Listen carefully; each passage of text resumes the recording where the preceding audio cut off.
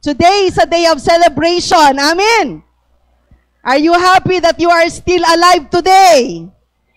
Buhay ka pa kasi may mission ka pa. Amen. God still wants you to do something for your life. And one of that is to be happy today. Amen. Bawal lang nakasimangot dito.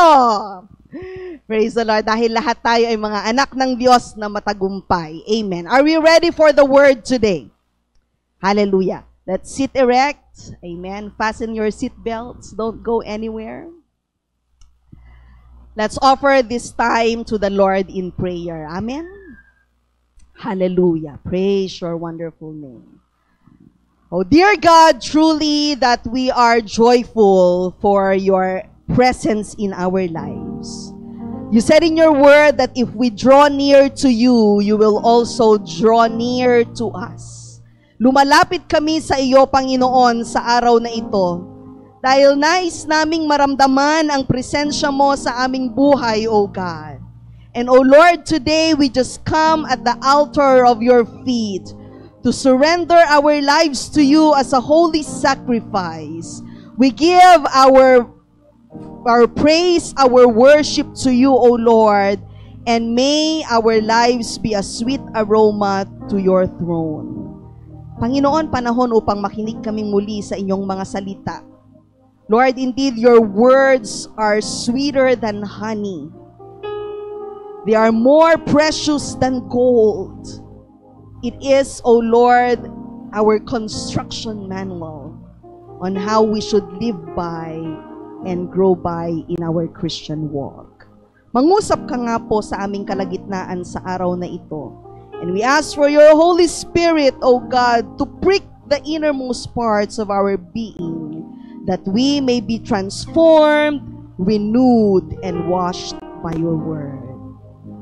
Thank you, Lord. This we pray in Jesus' name.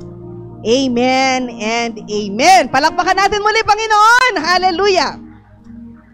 Praise the Lord. Amen. How many of you believe that names are powerful?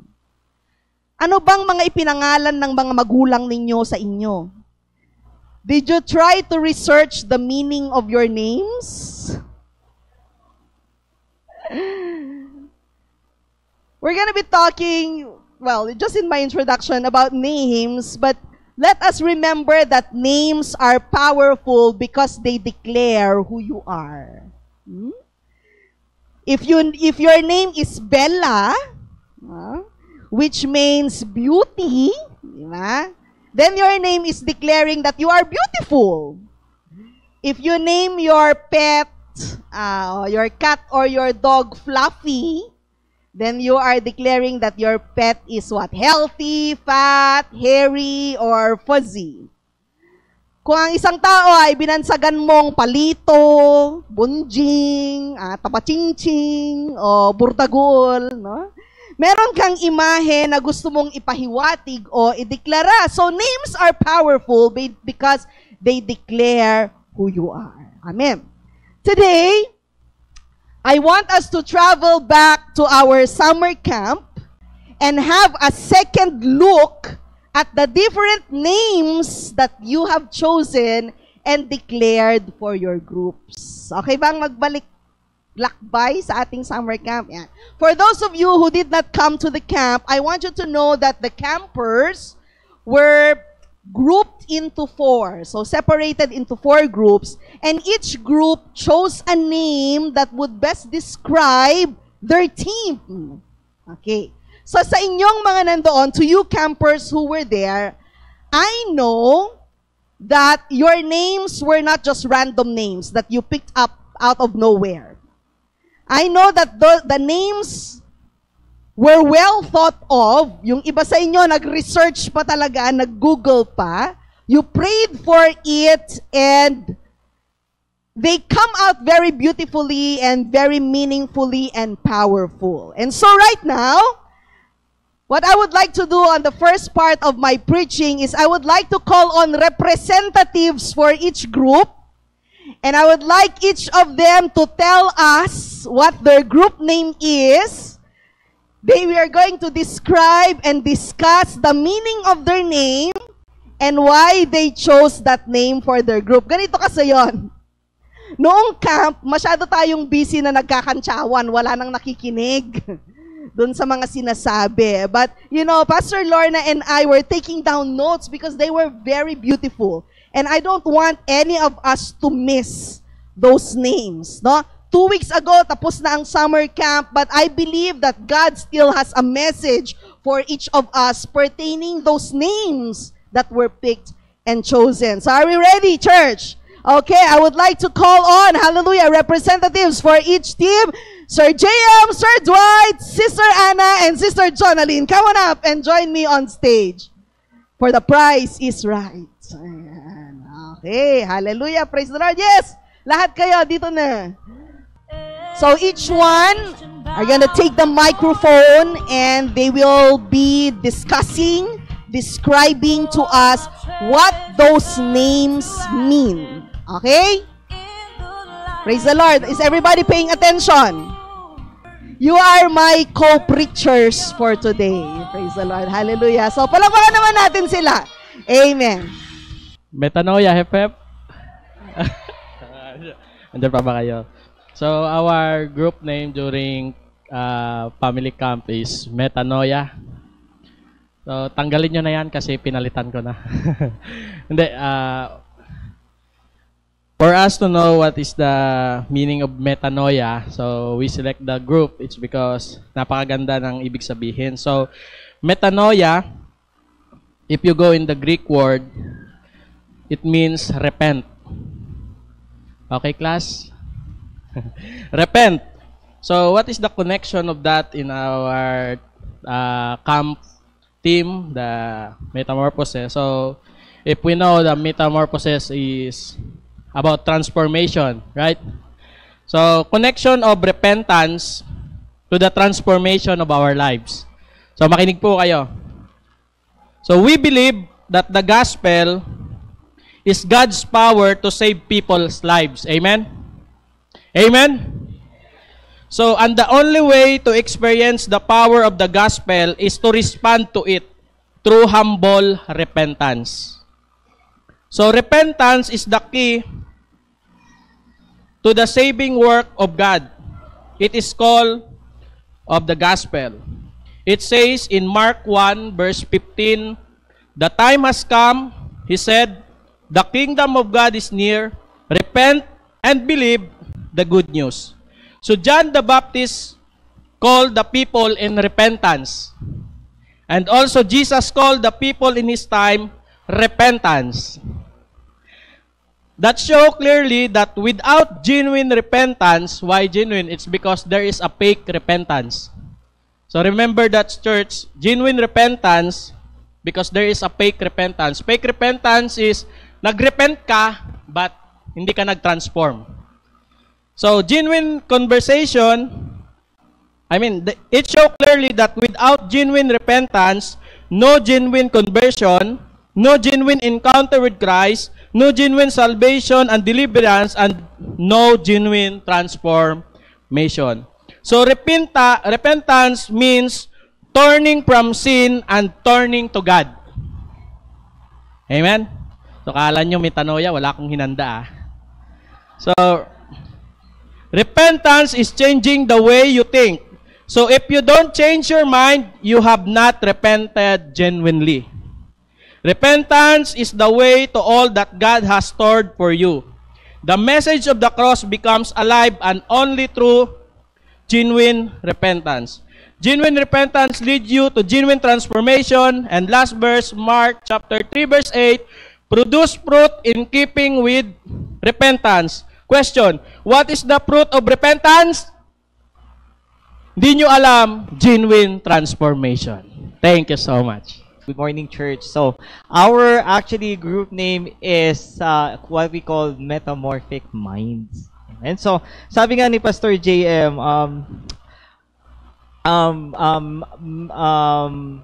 metanoia, it's a Greek word and it's actually repentance. Ano? It's a Hebrew word, sorry, it's a Greek word, tama. But the Hebrew word of repentance is actually teshuva. Everybody say teshuva. Teshuva, it doesn't mean. But you know what it means in the Old Testament? That means to return to the life what you meant to be. So minsan kasi sa atin, ang repentance sa atin, parang ang feeling natin, aggressive siya. You know, mag-repent ka kasi dahil pupunta ka sa impyerno, you know. But you know, repentance actually is much more beautiful than that. You know, repentance means to return to the life that what you meant to be. To return to the love of God that He has been given to you. To bring back your life to the Lord so that you can see and live a life that is pleasant to Him. In the New Testament, it said metanoia is called repentance is because it means in order for you to have transformation, you need to renew your mind. You know, that is actually means repentance. Repentance means to renew your minds. And that is why in our group, we call ourselves Metamorphic Minds, because we are actually a group of individuals who embrace transformation, growth, and progress in thoughts and lives. You know mga kapatid, huwag natin sabihin na nagre-repent tayo sa Panginoon kung wala ngang transformation. Because we are just actually niloloko lang natin ang ating sarili. Amen po ba? Amen. So I'm only teaching half of what Bishop is I am actually emphasizing, but this is truly important to us. You know, maybe this is like the names are just words, but we need to remember that this time is the Word of God. Right? Amen? It is not us who you are actually dealing with, but it is the power and the message of God so that we can truly transform in our lives. Amen po ba? You see, we need to embrace God's teaching. And we are willing to change our own assumption and committed to personal development from glory to glory through, of course, following Jesus Christ. Hindi kasi pwedeng semi-obedience lang tayo, kapatid. Namimili lang tayo ng dapat nating i-obey. Tandaan natin, our assignment is not important, but our alignment to the Lord. Can we give a clap offering to the Lord? And that is transformation. That is where you align your heart to God.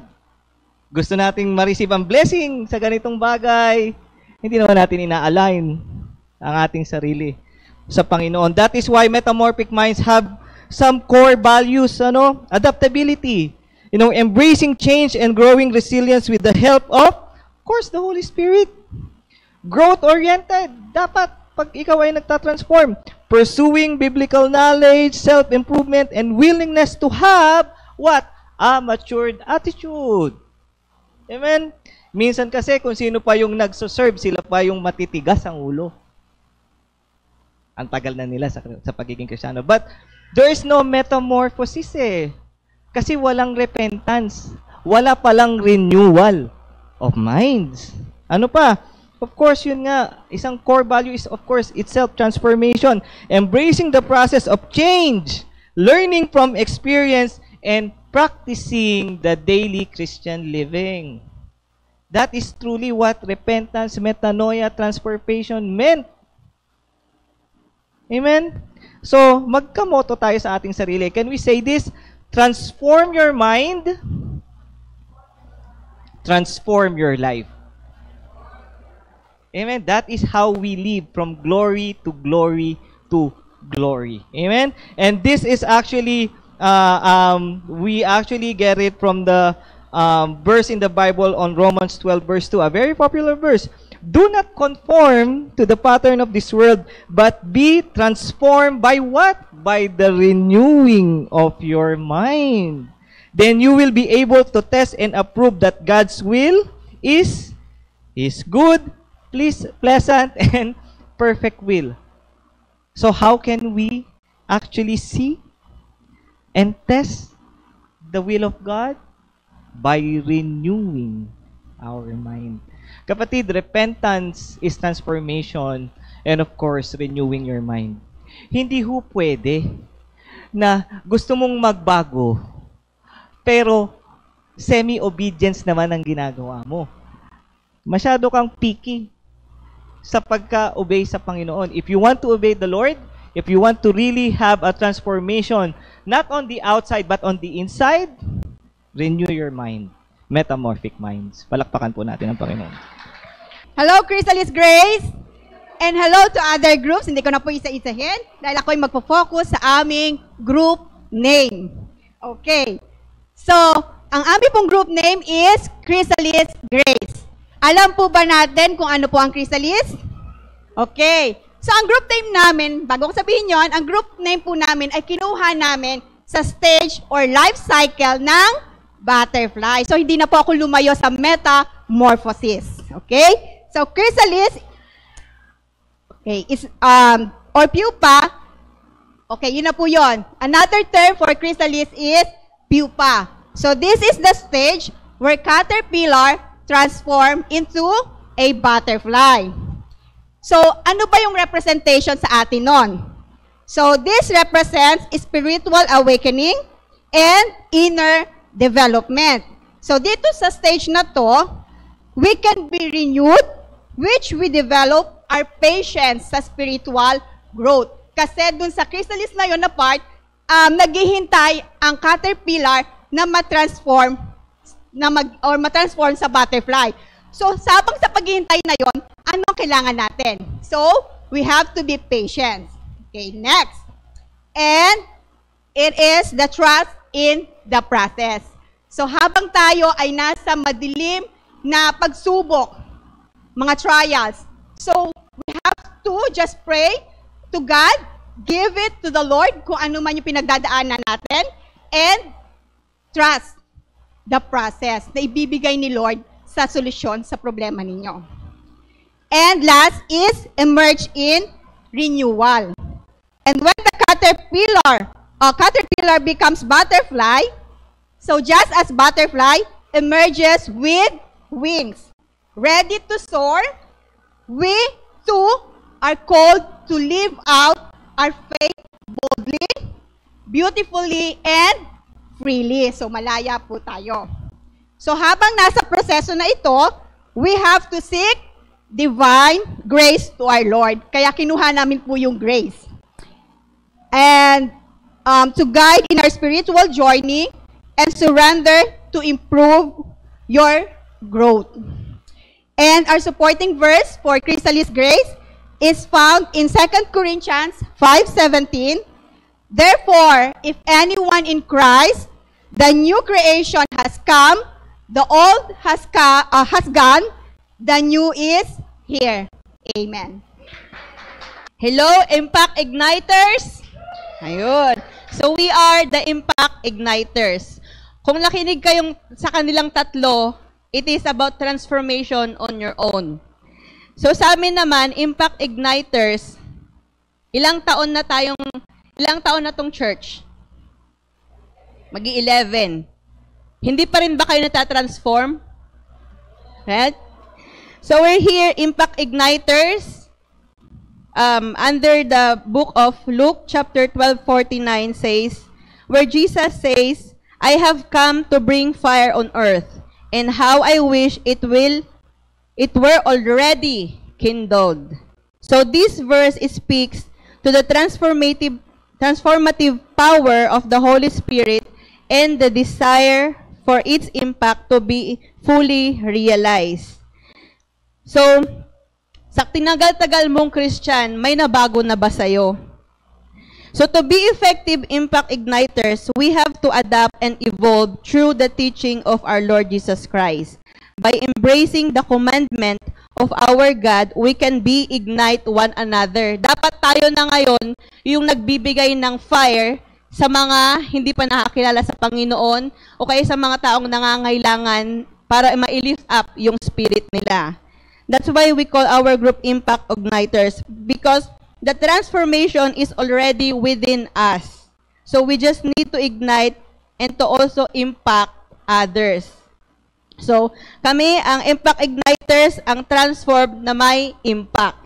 Kaya bilang isang Kristiyano, born again Christians, make sure na isa kayong impactors. Hindi impacto or impacta, impactors na anak ng Panginoon sa ibang tao for them to be lifted up also at magkaroon sila ng relationship kay Jesus Christ. Amen. Praise the Lord. Hallelujah. Amen. Napakagagandang mga pangalan, isn't it? Such beautiful names and titles of declaration. So, ito, hindi lang yung grupo nila. These names are our names, all of us. All of us, we are the Metanoia Cadre. Ano bang cadre? Hindi nyo yata diniscuss. Cadre is like samahan. Yan. Squad. The Metanoia Squad. Parang gano'n. Okay. We are all the Metanoia Cadre. The Metamorphic Minds, the Chrysalis Grace, and Impact Igniters. Praise the Lord. Ang tindi. Hallelujah. Praise the Lord. And so, part 2 of our message today, amen, hindi pa tapos, pero maikli na lang ang mensahe ko ngayon. I would like to speak to you on back to the basics. Very simple. You all know this already. But unless we start on the basics and firm foundation, transformation will not take place. So mga kapatid, let us pay attention. Hallelujah. Our theme for today is transformation through declaration. Can we say declaration? During the camp, when you were shouting and chanting your group names, you were actually declaring something that is powerful to your lives. You were actually declaring who you are. And perhaps you were thinking that, oh, I still have a long way to get there. But let us understand that the act of declaration is already transporting you to your destiny. Malamang sinasabi mo, oh, malayo pa ako doon sa pagbabagong kailangang mangyari sa buhay ko. Pero tandaan natin, there is power in words. And when we declare with words, dinadala tayo nito sa ating destinasyon ayon sa kagustuhan ng Diyos. Can we say amen? So, transformation through declaration. Jesus Himself is teaching us about the power of spoken words. There is power of spoken words at itinuro ito ng ating Panginoong Jesus sa atin. There is a story in Matthew 17 verse 14 to 20 and it talks about the disciples' inability to heal a demon-possessed boy. Hindi mapalayas ng mga disipulo ang demonyo na sumanib sa isang batang lalaki. So let's read 2 verses. In verse 19 and 20, it says there, Then the disciples came to Jesus in private, and they asked, Jesus, why couldn't we drive it out? Bakit hindi namin mapalayas yung demonyo? And he replied, Because you have so little faith. Truly, I tell you, if you have faith as small as a mustard seed, you can say to this mountain, move from here to there, and it will move. Nothing will be impossible for you. Amen. There is transformation through declaration. And there are 3 basic things that we need to possess in order to declare change to happen in our lives. Maning-mani na ito sa atin. But the problem is we already know these words yet we don't do it. Today is about not hearing the word of God but doing the word of God. Can we say amen? Amen.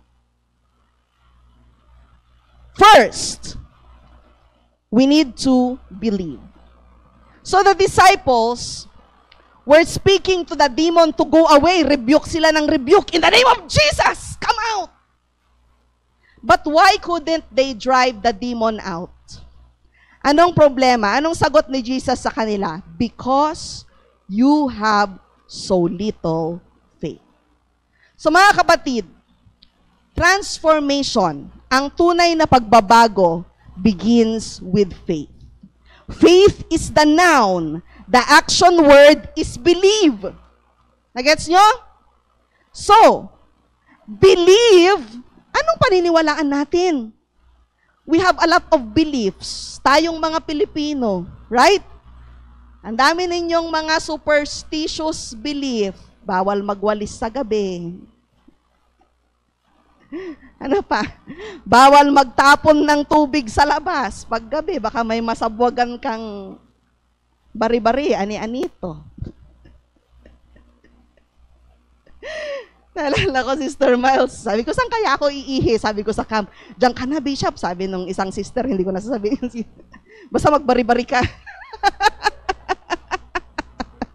Sabi ko, wag mo sabing bari-bari. Sabi mo, in Jesus' name. Hallelujah. Believe. Faith. But, church, you need to know what to believe in. Lagi nating sinasabi yan, believe, believe, believe. Believe in what? Believe in the Lord Jesus Christ. Okay, so what about Him? Believe that Jesus is Lord. Believe that Jesus is God. Unless you believe that Jesus is God, at sasabihin mo, si Jesus tao lang, propeta lang yan, there will be no transformation. There will be no salvation, actually. Believe that He is the Lord, believe that He is God, and if He is God, then He is the most powerful of all. He can do anything. Diyos siya eh. So He can do anything. Nothing is impossible. And He will work and He can cause transformation if you believe. Can we say amen? Do you believe? You see, walang question sa kakayahan ng Diyos. Ang tanging question lang, yung kakayahan mong sumampalataya. Right? Dahil ba maliit ang kakayahan ng Diyos? That's why they cannot drive the demons away? No! The problem is not about God's ability. The problem is your ability to believe. Mahina kasi ang mga pananampalataya natin. We such have so little faith. Do you know what is the greatest miracle that can happen in your life? If you testify right now, and I ask you, what is the greatest miracle or transformation in your life that has happened? Maybe some of you would say, oh, when God healed me from my critical illness and disease. Or some people may say, oh, the greatest miracle and transformation that happened in my life is when God brought me to Canada. I prayed so hard about it. Or some may say, oh, when God fixed my broken relationship. Or you may say, oh, noong kinailangan ko ng malaking halaga ng pera at provide yan ni Lord sa akin. Perhaps you have so many stories about God's miracles and transformative power that happen in your lives. But do you know what is the greatest gift from God? I can hear it. It's your salvation. The greatest miracle and transformative power that has happened in our lives is our salvation. Imagine, you will be saved from eternal damnation and death in hell. I wouldn't ask for more than my salvation. Di bali nang di ako yumaman, di bali nang hindi kami magkabalikan at single ako forever, hindi bali nang wala akong pera, hindi bali nang mamatay ako sa sakit, basta ang importante, ligtas ako. Amen. So, what are we talking about here? You see, all of these beautiful transformation can happen to us, but we must understand that the greatest miracle and transformation that can happen in your life is the salvation of your soul. To be forgiven and cleansed from your sin is the greatest gift that one can receive from God. And so, ang problema, bakit marami ang alanganin ang kanilang salvation? Because they do not believe in who Jesus is. You cannot be saved if you do not believe. You need to believe that Jesus is God, that He is Lord, that He died on the cross for your sins. You need to believe that Jesus is the way, the truth, and the life, and no one can go to the Father except through believing in Him. Believe in Jesus Christ, and you will be saved. That is the message of the gospel of Christ. Now, maliban sa salvation, kasi yun yung basic, di ba? Lahat tayo dito saved na. We are all believers of Jesus, right? We are all saved now. But we must know that more than our salvation, God can also remove every obstacle and mountain in your lives. Can I hear amen? Kaya ng Diyos, He can break every chain. He can break every bondage. He can remove every stress, every worry, every fear, every doubt that you have in your life. Now the question is, do you believe? Do you believe? Eh bakit malungkot ka pa rin? Eh bakit parang Semana Santa ka pa rin? Bakit pag kinukumusta ka, o kumusta ka na sis? Nasaan yung believe? Right? Kung ganon ang feeling mo, nasaan ang Diyos sa buhay mo? Where is God in your life? Baka may problema tayo dyan sa faith natin, sa belief natin. Amen. You see, let us remember, the verse says, truly I tell you, if you have faith, gaano kalaking faith? As small as a mustard seed. Do you know how small a mustard seed is? Parang mukat. It's really tiny. It's very small. It's like a chia seed. Yung mga nag-chia seeds dyan. You can say to this mountain, move from here to there, and it will move. Nothing will be impossible for you. Praise the Lord! Kaya mula ngayon, mga kapatid, members of Haven of Worship, please, let us remove from our vocabulary the term, Bishop, wala ng pag-asa. Hello? It's hopeless. It's hopeless. Wala nang pag-asang magbago yan, Bishop. Mga kapatid, that is not what a believer is supposed to be talking and speaking. Wala yan sa bokabularyo ng mga mananampalataya. Kasi mananampalataya nga tayo, believers nga tayo, correct? Walang tao ang hindi kayang magbago. Walang sitwasyon ang hindi kayang mabago, lalo na kung pinapabago natin ito sa kapangyarihan ng Diyos. Amen! Nothing is impossible nga eh. Amen. And so what are we gonna do today? Let us have a renewing of our mind. Metamorphic minds. Amen! Baguhin natin ang ating pag-iisip. Let us increase our capacity to have faith. Believe that there is going to be transformation that will happen in your life. Amen? Starting from your soul, kaluluwa mo, ligtas ka na. Huwag ka nang magduda. See you in heaven. Una-unahan na lang. But besides that, while we are living on this earth, God can change the situation of your life. You just have to believe. Palakpakan natin ang Panginoon. Amen. Point number 2.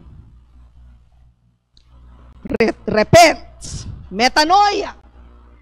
In order for change to happen, first you must acknowledge that something is wrong with it. Hindi mo kasi babaguhin ang isang bagay kung sa tingin mo, perfect na ito. Correct? Perfect na nga eh, ba't mo babaguhin? You're not going to change something if you think it's already perfect. But because you think something is wrong with it, so you're going to change it. Right? Ganito lang yan eh. You cannot force someone to take a bath. Hindi mo mapipilit na maligo yung isang tao until he is convinced that he already stinks. Pero hanggat sinasabi niya, wala naman ah. Kardinal.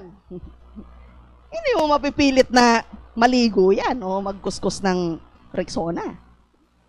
You cannot force someone to change until that person realizes and admits that something is wrong with him or with her.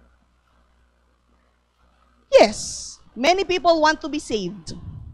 Yes, many people believe in the Lord Jesus Christ as Savior. Walang duda ang kanilang belief at ang kanilang faith. Pero hanggang dun lang, period. Until there only, that's it. They only want to believe, period. Naniniwala ako kay Jesus, so yes, ligtas na ako. But that is the problem, church. People do not move forward to repentance. And that is the reason why transformation does not happen. At nakakalungkot, maraming mga Kristiyano ang hindi nagbabago dahil nga walang tunay na pagsisisi. Repentance means nagsisisi ka. Repentance means you realize you did something wrong. But unless you admit that, bakit okay naman ako wala naman akong ginagawang kasalanan, paano ka magre-repent?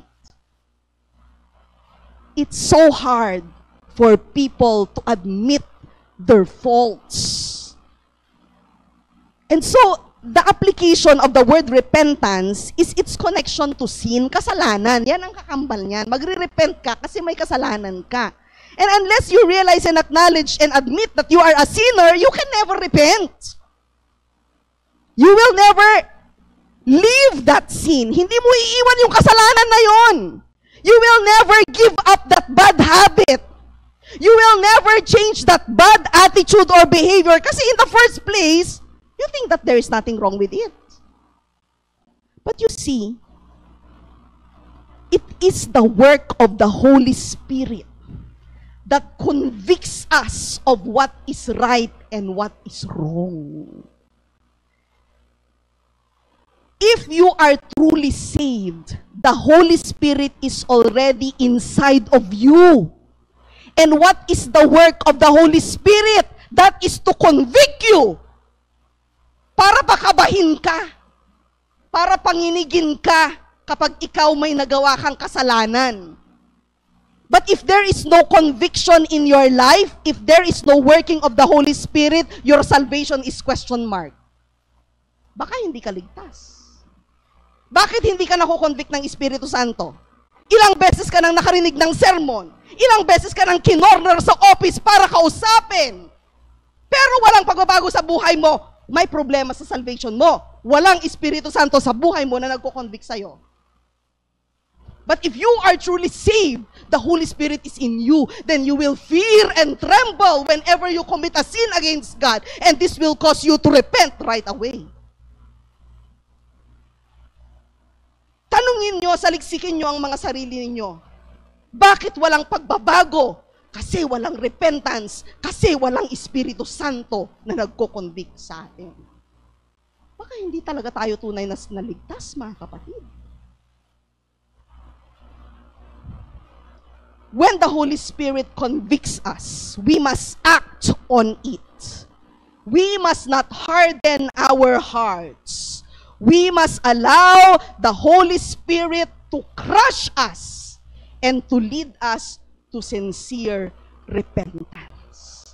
Merong sinatawag na spiritual callous, kinakalyo na tayo.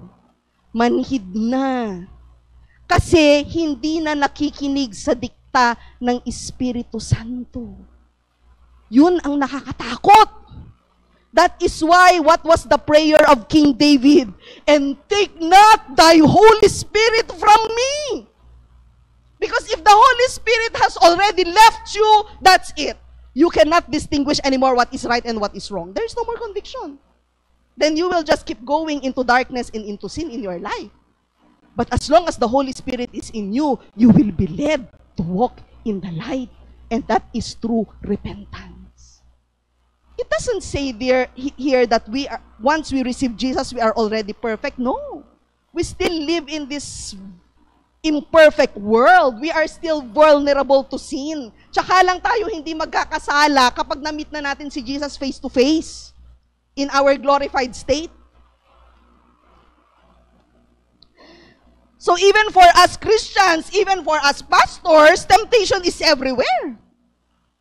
It can easily drag us to fall short of the glory of God. But the Holy Spirit is living and working inside of us. So once na nanghina tayo, we fall into weakness and sin. With the conviction of the Holy Spirit, nawa ay maging mabilis tayo. We must be quick to ask repentance in order for progressive transformation to take place in our lives. Amen! Kasi kung hindi ka aamin na nagkamali ka, hindi ka talaga magsisisi. Kung paiiralin mo ang pride, hindi ka talaga magbabago. But if we are quick to humble ourselves before God, acknowledge our faults, repent, and turn from our wicked ways. Isa pa yan eh. May nagre-repent, nagsisisi nga. Pero, hindi naman nagbago. Hindi naman nag-turn around. Oo, nagsisisi ako. Sorry na, honey. Pero hindi binitawan yung salitang hindi na mauulit. Diba? Yun yung gusto nating marinig eh. Right? If someone says sorry to you or forgive me, what is your next expectation? That it will not happen again, right? Parents, if you're teaching your kids, don't just teach them to say, I'm sorry. Teach them to say, Mommy, I will not do it again. Because that is what true repentance is. Because if you do it again, that means nung una pa lang, you did not really repent. Di ka talaga nagsisi. Kasi hindi mo iniwan. Are you following me, church? Amen. So believe and repent and transformation will take place. Palakpakan natin ang Panginoon. Hallelujah! Amen. Third and the last. Jesus said, truly I tell you, if you have faith as small as a mustard seed, you can say to this mountain, move from here to there, and it will move. There is transformation as you speak. Believe, repent, speak. Another word for speak is confess. Another word for confess is declare. Kaya yung team natin, transformation through declaration. Ito ang papraktisin natin, mga kapatid. Kasi dapat graduate na tayo sa believe, graduate na tayo sa repent. Ito praktisin natin. Speak, confess, declare. If you want transformation to happen in your life, go tell it to the mountain. Pagsabi sa katabi, tell it to the mountain.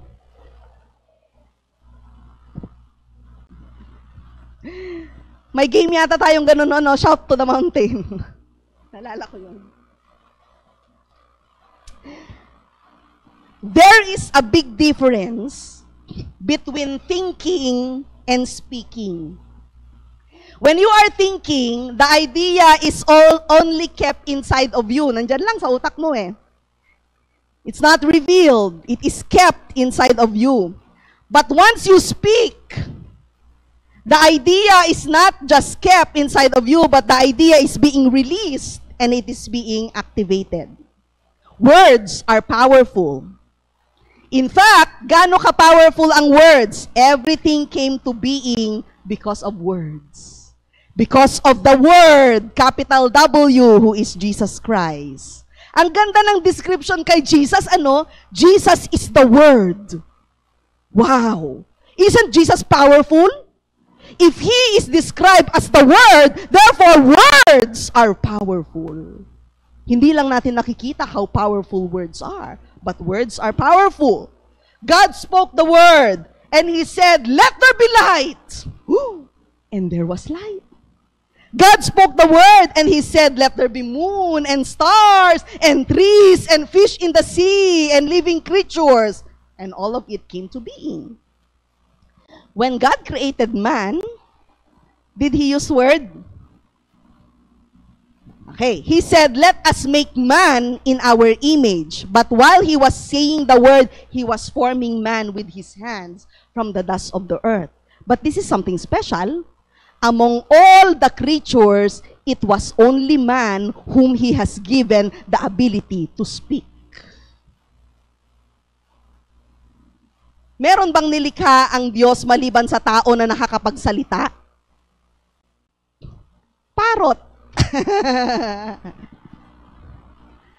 But why can a parrot speak? Dahil ba pinag-isipan niya ito? It's just instinct, imitation. No? They can just copy. But it is not because they are given the ability to think and to speak what is in their heart. You see, God spoke and everything was formed, but when He created man, He formed man with His hands from the dust of the ground. But among all of His creation, only humans are given the ability to speak. And the ability to speak is powerful because the words that we speak can also bring forth life. Amen? Hallelujah! Gusto ng Panginoon na kagaya ng power ng kanyang words, maging powerful din ang mga words natin. Transformation can happen as we speak. But, listen, we have to be careful as we speak. Because as much as words can bring life, words can also bring death. Proverbs 18:21. First part. Life and death, or death and life, are in the power of the tongue. Words can either build up or tear down.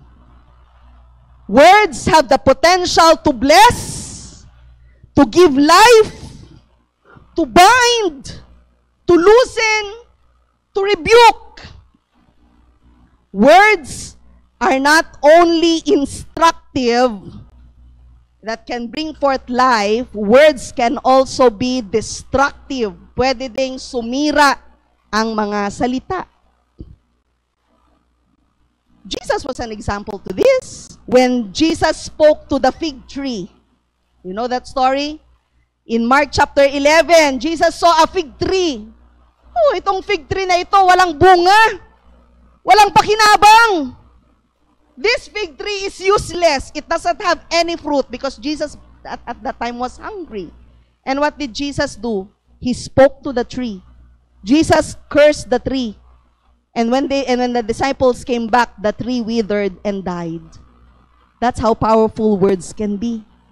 We can speak life to things that are supposed to be alive, but we can also speak death to things that are supposed to be dead. Sabi ko kanina, you have to be careful with the use of your tongue because it can either bring life or bring death. But don't be scared to use your tongue to bring death. Why? Because there are many things, especially in our spiritual lives, that has to die. For example, sin and the old self must die. Tell sin and tell the old self to die and never resurrect again. Evil things and unrighteousness, it must be rebuked, it must be corrected, it must be reprimanded, they should die. And we can use words to kill those things. Idleness and unfruitfulness. Sabi ng Panginoon, pag hindi namumunga tong sangto, putulin, itapon dun sa apoy. They should be thrown out into the fire. What else must die? Demonic activities, evil spells, they must be cast out from our midst. Ano pa? Spirit of anger, spirit of hatred, unforgiveness, bitterness, all negative thoughts. Tama na yan. Huwag mo nang buhayin pang muli. Naibaon na. Patay na. Huwag mo nang i-resurrect. If we want transformation to happen, we need to be bold and be courageous to speak the word of the truth of God.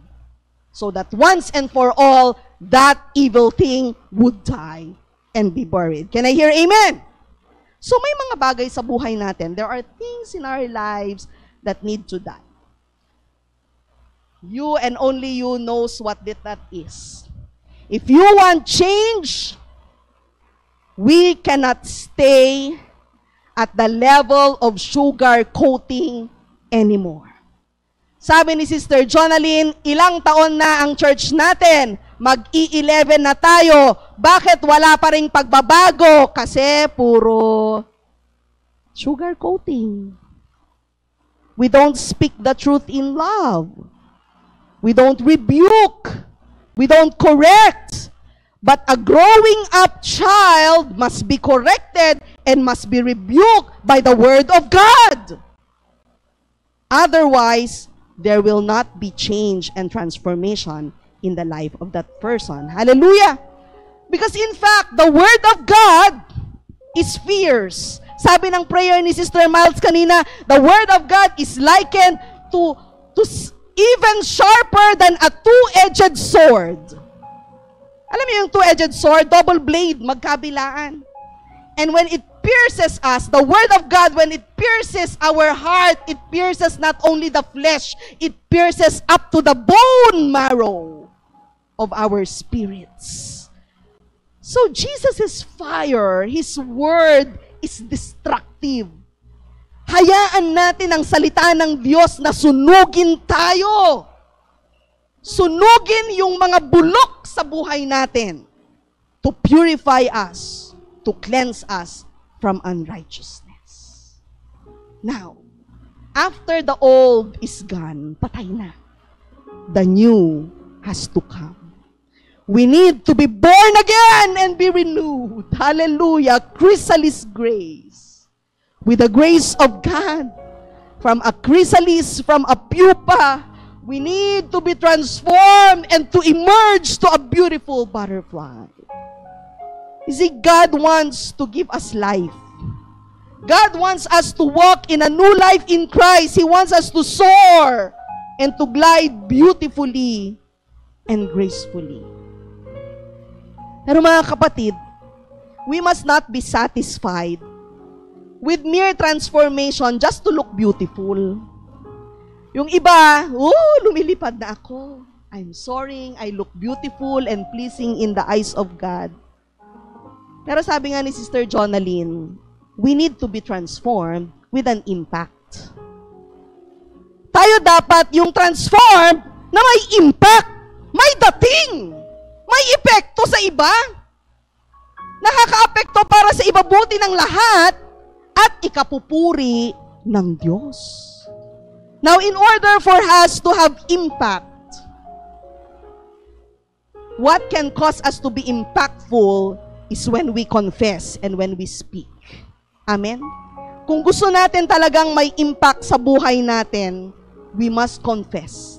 We must declare. We must profess. And not just with our mouths.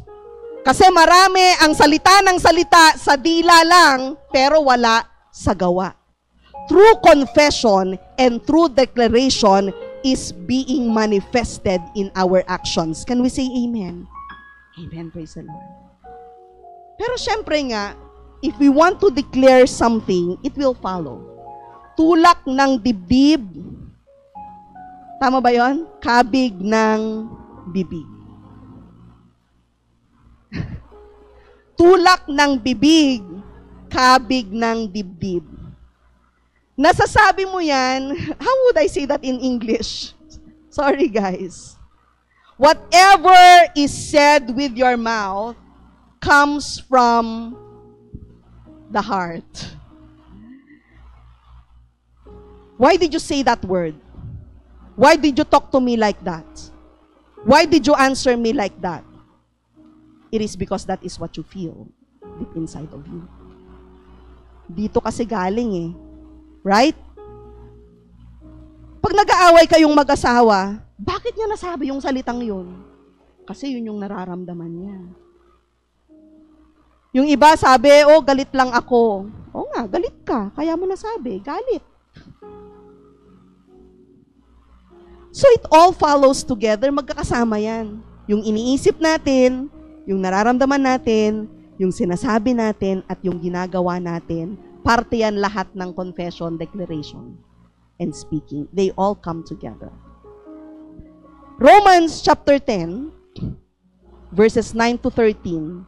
If you declare with your mouth that Jesus is Lord, and believe in your heart that God raised Him from the dead, you will be saved. Magkakambal, you confess with your mouth, and you believe in your heart. Magkasama yun. Tulak ng bibig, kabig ng dibdib. For it is with your heart that you believe and are justified, and it is with your mouth that you profess your faith and are saved. For everyone who calls on the name of the Lord will be saved. Amen? It is not enough for us to believe. It is not enough for us to repent. We need to learn to speak and confess that Jesus is Lord. Amen? Hallelujah. And as we speak, because words are powerful, transformation and change can happen. Can we say amen? Hallelujah! Kaya mga kapatid, ito na dapat nasa level na tayo ng speaking and declaration and confessing and professing. Speak the name of Jesus! Amen! Speak the name of Jesus over your heart and over your mind. Ano ba tong pag-iisip na to? In Jesus' name! Speak the name of Jesus to every sickness, every disease, every stronghold, every addiction. Declare that there is hope and freedom. Amen. Hallelujah.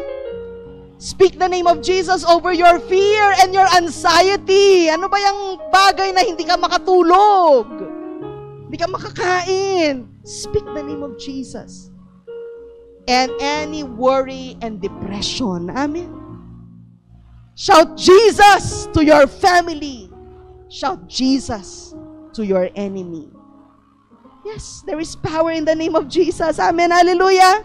Declare the power of the name of Jesus, and sure revival and transformation will take place in your life. Palakpakan natin ang Panginoon. Hallelujah. Praise the Lord. Amen. Sa hapong ito, mga kapatid, as we end, who among you wants transformation to happen in your lives? Panahon na para magbago ang mga buhay natin. Walang imposible, mga kapatid. Lalo na kung ang Panginoon kikilos sa buhay mo. Nothing is impossible with God. Amen. Pag sarili mo lang, you cannot have transformation and change that happen in your life. But with the power of the Holy Ghost that is working in your life, anything is possible. Amen. Believe. Increase your faith. Bakit ayaw ma-drive ng demonyo? Bakit hindi maalis ang problema mo kung ito ang liit kasi ng pananampalataya mo? Mas malaki kasi ang tingin mo sa problema mo kaysa sa Diyos na lulutas sa problema mo. But if you look at God and you see how big He is, oh my God is so big, so strong and so mighty. There's nothing my God cannot do. Hallelujah, praise the Lord. If you want transformation to happen in your life, repent. Admit, acknowledge. Sige na, aminin mo na. Because that's the only way that God can reconstruct you. That's the only way that He can reshape you and remold you into the image that He wants you to be. And if you want transformation in your life, start speaking. Confess, declare, so that change can happen in the name of Jesus. Amen. Hallelujah. Praise the Lord.